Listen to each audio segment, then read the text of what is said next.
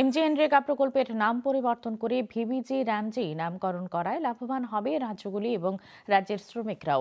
নতুন এই আইনে আগে যেখানে বছরে 100 দিনের কাজ ছিল, বর্তমানে তা হবে 125 দিনে। সেই সাথে রাজ্যগুলির জন্য বরাদ্দ হবে আরও অতিরিক্ত অর্থ। আজ মহাকরণে সাংবাদিক সম্মেলন করে একথা জানান কৃষিমন্ত্রী রতনলাল নাথ।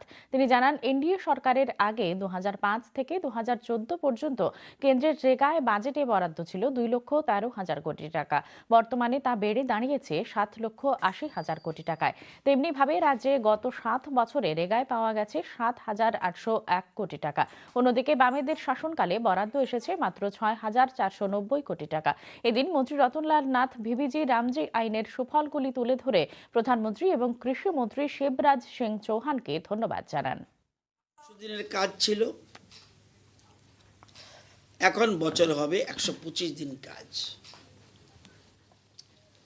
আগে যে টাকা আসতো কেন্দ্র থেকে, এখন এর থেকে অধিক অর্থ আসবে। দিল্লিতে যখন কংগ্রেসের সরকার ছিল, 10 বছরে এই এমজিএনরেগা প্রকল্পে 2005 থেকে 14 বাজেটে টোটাল টাকা বরাদ্দ ছিল 10 বছরে 2,13,000 কোটি। আর 2015 থেকে 25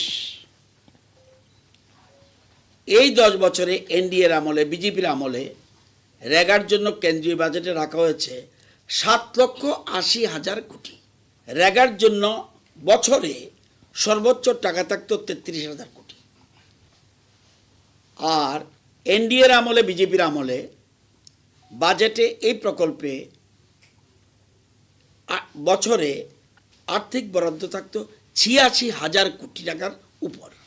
কিন্তু এখন যে ভিবিজি রামজি ব্যবস্থার মাধ্যমে শ্রমিকরা নির্দিষ্ট সময়ের মধ্যে সরাসরি তাদের ব্যাংক অ্যাকাউন্টে টাকা পেয়ে যাবে।